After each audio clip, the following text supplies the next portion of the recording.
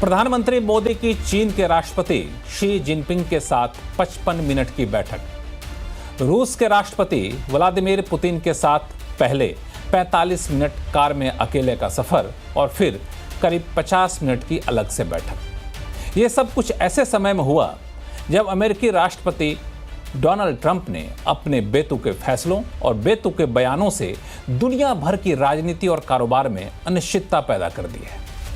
ऐसे में 3 एशियाई महाशक्तियों की मुलाकात सिर्फ क्षेत्रीय सुरक्षा और आर्थिक सहयोग तक सीमित रहने वाली है, या फिर एशिया की ये तीनों ताकतें मिलकर एक नए ग्लोबल बैलेंस ऑफ पावर की स्क्रिप्ट लिख रही हैं? और अगर हाँ, तो इस स्क्रिप्ट में भारत के लिए कितने मौके हैं और कितनी चुनौतियां हैं? आज आवाज अड्डा में करेंगे इसी पर खास चर्चा। नमस्कार, मैं हूं लक्ष्मण रॉय और चर्चा में शामिल होने वाले अपने मेहमानों से आपका परिचय कराऊं। इससे पहले एक रिपोर्ट देख लीजिए, फिर मेहमानों के पास चलेंगे।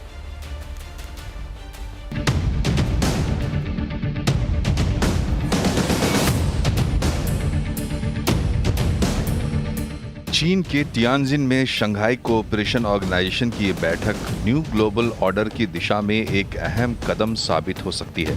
भारत के प्रधानमंत्री नरेंद्र मोदी के लिए भी ये मंच भारत की रणनीतिक स्वतंत्रता को स्थापित करने का एक मौका साबित हुआ।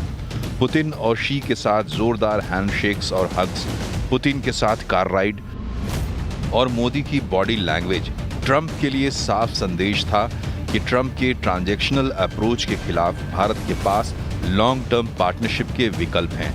बदलते ग्लोबल ऑर्डर में भारत, रूस और चीन की त्रिशक्ति का उभार ट्रंप के माथे पर बल ला सकता है। यही नहीं, ट्रंप जिस पाकिस्तान को साथ बिठाते हैं, मोदी ने उसी की कलई खोली। एससीए ने पहलगाम के हमले की निंदा की, आतंकवाद के खिलाफ संकल्प दोहराया और मोदी ने आतंकवाद के समर्थन को लेकर पाकिस्तान के प्रधानमंत्री शहबाज शरीफ के मुंह पर खरी खोटी सुनाई। क्या कुछ देशों द्वारा आतंकवाद का खुलेआम समर्थन हमें स्वीकार्य हो सकता है? एक्सेलेंसी, हमें स्पष्ट रूप से और एक स्वर में कहना होगा कि आतंकवाद पर कोई भी डबल स्टैंडर्ड स्वीकार्य नहीं होंगे। हमें मिलकर आतंकवाद का हर रंग में, हर रूप में विरोध करना होगा।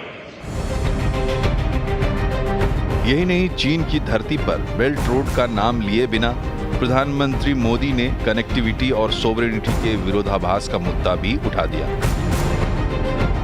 हमारा मानना है कि कनेक्टिविटी के हर प्रयास में संप्रभुता और क्षेत्रीय अखंडता का सम्मान होना चाहिए।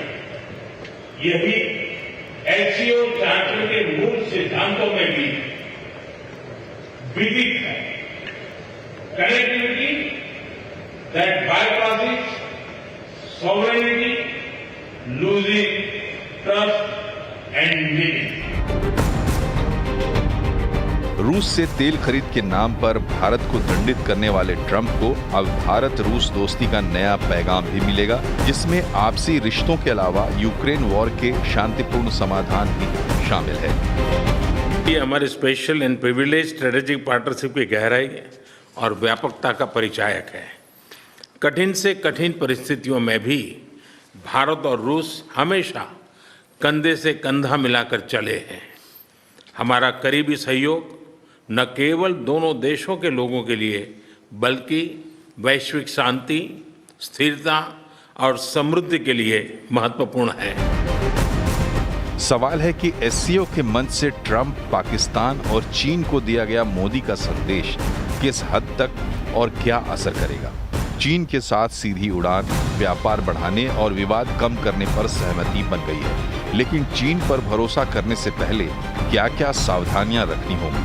और सबसे बड़ा सवाल, भारत, रूस और चीन की त्रिशक्ति में कितना और कैसा समन्वय देखने को मिलेगा और इसका बदलते ग्लोबल ऑर्डर पर क्या असर पड़ेगा? इन सारे सवालों का जवाब ढूंढने की कोशिश करेंगे आज आवाज अड्डा में, और हमारी इस कोशिश में हमारे साथ होंगे विशेष मेहमान।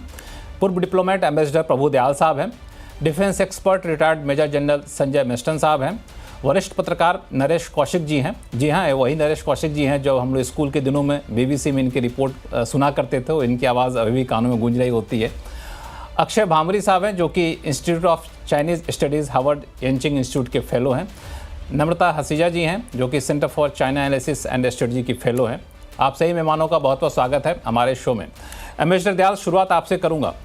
एससीओ सबमिट होना कोई नई बात नहीं है, हर बार होता है, हर बार देश के प्रमुख जाते हैं, कई बार उनके प्रतिनिधि जाते हैं, लेकिन इस बार एससीओ सबमिट की साइडलाइन में जिस तरीके की मुलाकात या जिस तरीके की केमिस्ट्री प्रधानमंत्री मोदी और चीन के राष्ट्रपति के साथ देखी गई, जिस तरह की केमिस्ट्री प्रधानमंत्री मोदी और रूस के राष्ट्रपति के साथ देखी गई, आपको क्या लगता है, ये एक स्वाभाविक सा था या फिर जो अभी अंतर्राष्ट्रीय हालात बने हुए हैं उसका कहीं ना कहीं प्रतिबिंब दिखा आपको?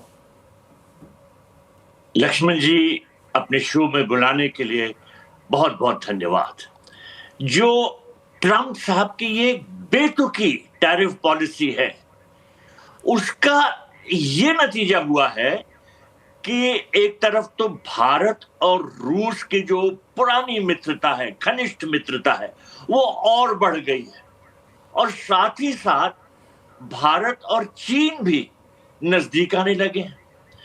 जो यूएस का ये एक बड़ा भारत के प्रति एक बड़ी गलत पॉलिसी है, कहना कि इंडिया डेड इकोनॉमी है, इंडिया के ऑब्नॉक्शियस टैरिफ्स हैं, इस तरह की खराब जबान इस्तेमाल करना अब ऐसा हो गया है भारत के लिए कि उसको एक जरूरी पॉलिसी अपनानी पड़ी कि वो चीन के साथ अच्छे रिश्ते बनाए। और ये बात व्हाइट हाउस में नोटिस की गई है। व्हाइट हाउस में परेशानी इस बात से कि कैसे भारत, रूस और चीन नजदीक आ रहे हैं। देखिए, जो मैंने यहाँ से फॉलो किया है तस्वीरों देख के, शी जिनपिंग ने मोदी साहब के लिए रेड कारपेट रोल आउट की, और प्रधानमंत्री मोदी ने बड़ी इंपॉर्टेंट बायलैटरल टॉक्स की प्रेसिडेंट पुतिन के साथ और प्रेसिडेंट शी जिनपिंग के साथ। और खास बात है कि उनके हैंडशेक्स, हग्स, बोनहमी, जिस तरह से वो एटमॉस्फेयर था, वो इस एससीओ समिट का एक हाईलाइट हो गया है।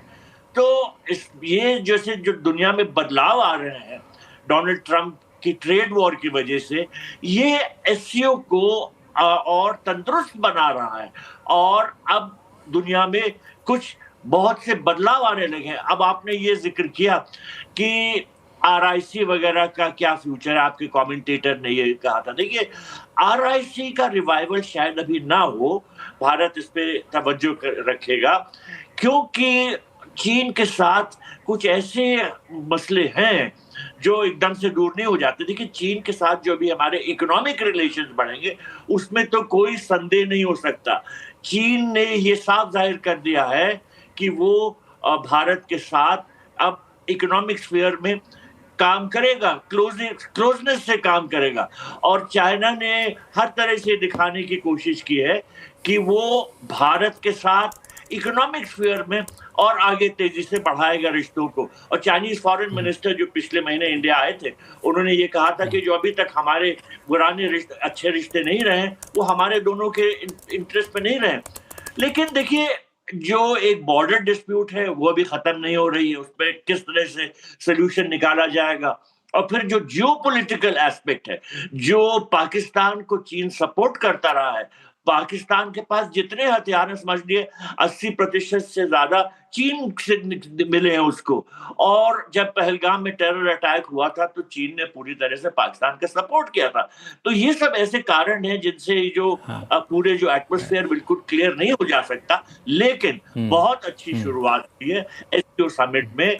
जो हमारे लीडर्स मिले हैं और उन्होंने कोशिश की है, ये जाहिर किया है कि वो रिश्तों को बेहतर बनाते रहे।